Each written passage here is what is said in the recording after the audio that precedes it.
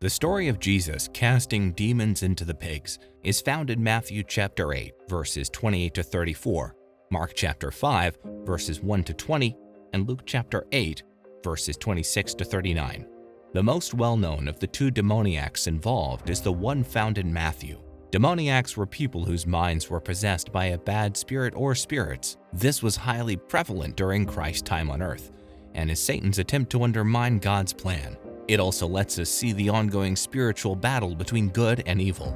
Demons were aware of their impending doom and understood that Jesus was the Son of Man, as read in Matthew chapter 8, verses 28 to 29. Jesus crossed paths with the demon-possessed man as he was moving through the hilly region east of the Jordan River. The man had great physical strength due to the evil possession, and would thus break and toss off the chains with which people tried to bind him. He exhibited unpredictable conduct and great power. When Jesus met the man, the demons begged him not to torture them and asked to be cast into a herd of pigs nearby. Jesus granted their request. The demons then entered the pigs, forcing the entire herd to dash down the steep bank and drowned in the lake. It is unknown from the story why the demons pleaded to be allowed to possess the pigs. The biblical narratives do not specifically specify the reasons. Based on theological interpretations and contextual research, we may nevertheless look at several potential reasons. Number 1. They might have wanted to preserve their existence. The demons might have asked to be cast into pigs to protect their existence. They were aware of Jesus' authority and power and probably understood that they would perish in his presence. They did it to escape immediate judgment and to maintain some semblance of existence, even though it meant living in dirty animals. In this way, they would continue to stay in the place where they had been effective in causing trouble among the people. Staying in the pigs would enable them to continue with their destructive activities. Again, the demons might have realized that it was their last chance to escape imprisonment in the abyss, a place of imprisonment to which bad spirits are condemned. They thus preferred to live in pigs rather than be thrown into the bottomless pit. Number 2. Another possibility would be that the demons asked to inhabit the pigs to wreak havoc and cause destruction. Pigs were impure animals according to Jewish law. Therefore, demons entering them would contaminate them and make them worse. This would reinforce the narrative of pigs being unclean animals among the Jews. Number 3. Some academics contend that the demons' plea was a calculated ruse to irritate Jesus and challenge his authority. They might have believed that if Jesus turned down their request, it would provoke a conflict or reveal his weakness as the Messiah. They might have hoped to undermine Jesus' authority and elicit a response from him. In this light, this can be understood as a temptation, similar to the ones Jesus faced in the wilderness. Number 4.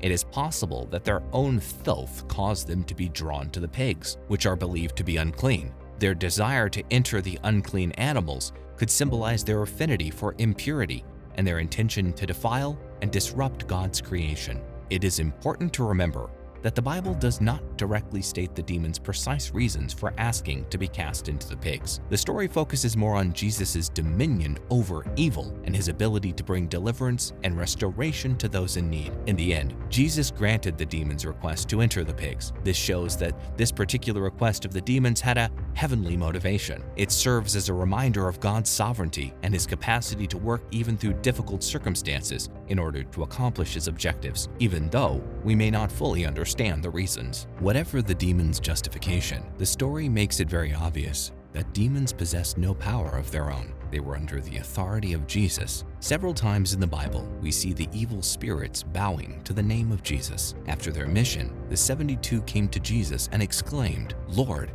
even the demons submit to us in your name," as is said in Luke chapter 10, verse 17. Christians can find solace in understanding that the forces of evil have been defeated. The Bible doesn't give a reason why Jesus granted the request either, but there are possible reasons why he chose to send the demons into the pigs. Number 1, it was symbolic. According to Jewish dietary restrictions established in the Old Testament, pigs were regarded as unclean animals. The Israelites were not allowed to eat them, and any touch with them was seen as filthy. In this situation, the demon's request to enter into the pigs might have symbolized how satanic the man's suffering was. His condition was the work of Satan, and when Satan could no longer stay in the man, he chose the nearest unclean thing he could make his home. The possessed man was held captive and in a state of spiritual impurity, living among the tombs. His repeated demonic possessions show the intensity of his spiritual suffering and the evil one at work. By casting the demons into the pigs, Jesus disclosed the true reason for the man's suffering and proved his power over demonic entities.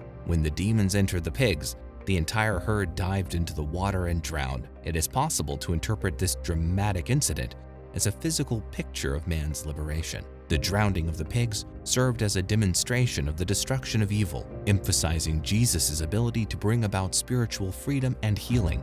Additionally, the incident illustrated people's spiritual growth and the impact of meeting Jesus. The authoritative presence of Jesus freed the possessed man, who was previously imprisoned by evil and spiritual impurity, and returned him to sanity and wholeness. The man was restored to his true identity as a cherished child of God.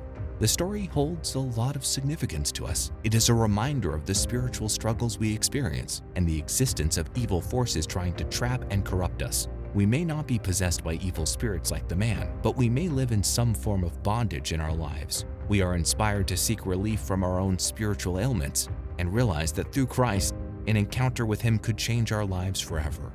Number 2. It could have been a lesson on material possessions. Some people believe that the worst aspect of the incident is that the pig owners lost their animals. However, when we consider this issue in the context of His beliefs and teachings, it becomes clear that Jesus valued human life and spiritual freedom more than material things. When Jesus approached the demon-possessed man, the demons begged him not to torture them and asked to be cast into the herd of pigs close by. The pigs in the story stand in for material possessions and our ties to the material world. Jesus reveals the misguided priorities and the harmful effects of consumerism by fulfilling the demon's request. The pigs, after being possessed by the demons drowning, represents the loss of material belongings. Although it was terrible for the owners, this incident taught us a valuable lesson about the fleeting nature of material items and their incapacity to bring lasting happiness. Throughout His teachings, Jesus reportedly highlighted the immeasurable value of human life and the significance of spiritual well-being.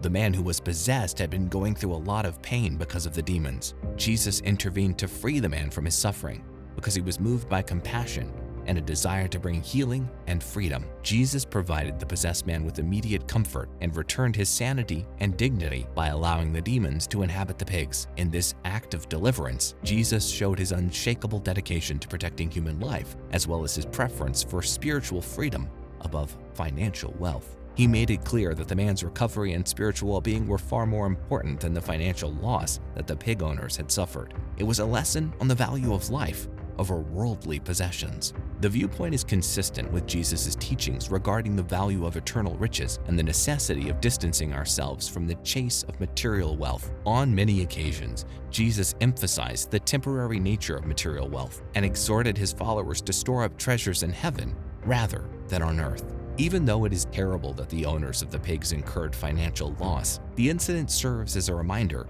that our ties to worldly possessions should never take precedence over the well-being of other people or their need for spiritual freedom. It is a call for us to reevaluate our own values and examine if we are valuing worldly items more than human well-being and spiritual development. The story also challenges us to consider the broader spiritual implications of our own decisions. It challenges us to think about the perception of true riches and fulfillment and how we might be letting materialism hinder our pursuit of godliness. Number 3. It was a show of God's power over evil forces. Jesus' casting the demons in the pigs can be seen as a strong illustration of God's supremacy and power over all evil forces. Jesus continually demonstrates His dominance over evil creatures throughout the Gospels, demonstrating His divinity and heavenly mission. He demonstrated His total control over the spiritual world by allowing the demons to inhabit the pigs. Pigs were a suitable place for the impurity of the demons to manifest, as they were seen as unclean creatures. This deed demonstrated the breadth of Jesus' authority and His capacity to face and subdue evil on all levels. Furthermore, it is possible to interpret God's punishment against the evil spirits in the drowning of the pigs. It emphasizes the fact that despite how powerful or numerous the powers of darkness may be, and regardless of how intimidating they might seem, they eventually fall under God's rule. The pig's destruction highlights the transient nature of Satan's rule and portends his eventual demise. This incident also represents freedom and deliverance for the possessed man. Jesus displayed His power to set people free from the bonds of spiritual slavery by relieving the possessed man of the torture of the demons. The demons being cast into the pigs represents the end of the man's suffering, providing him with healing and a fresh start. The story calls us to be spiritually discerning and aware of the struggle between good and evil. There are many evil spirits at work. Paul says in Ephesians chapter 6, verse 12, "For we do not wrestle against flesh and blood, but against principalities, against powers, against the rulers of darkness of this age, against the spiritual hosts of wickedness in the heavenly places." And more importantly, let us know that by the power of God, we can triumph over them.